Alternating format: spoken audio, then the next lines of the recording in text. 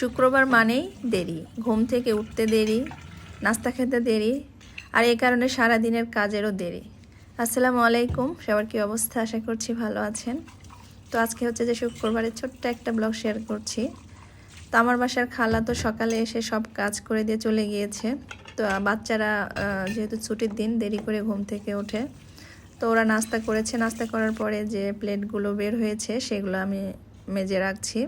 আর আমার শখের জিনিসগুলো আসলে আমি নিজেই মেজে রাখি খালা থাকলেও, কারণ ওরা এগুলো করতে গেলে কোনো না কোনো একটু ক্ষতি করেই। আর এই তো দুপুরে রান্না করব, সব রেডি করে দিয়ে গিয়েছে, এখন রান্না শুরু করছি। রান্না করব হচ্ছে যে ভেড়ার মাংস, আর আমি এটা প্রেশার কুকারে রান্না করছি, কারণ আমার বাসার সবাই প্রেশার কুকারে রান্না খুব পছন্দ করে। কারণ প্রেশার কুকারে দিলে মাংসটা সফট হয়, মানে আমার বাসার সবাই সফট মাংস অনেক পছন্দ করে। আর আগেই হচ্ছে যে ডাল বসে দিয়েছিলাম, সেটা হয়ে গিয়েছে, ওটা বাগার দিয়ে দিলাম। অনেকেই প্রেশার কুকারে রান্না পছন্দ করে না, তবে রান্না করতে জানলে সব জায়গাতেই রান্না মজা হয়। আর প্রেশার কুকারের রান্নাটা হচ্ছে যে অনেক বেশি কষায় নিয়ে তারপরে বাগার দিলে অনেক ভালো লাগে।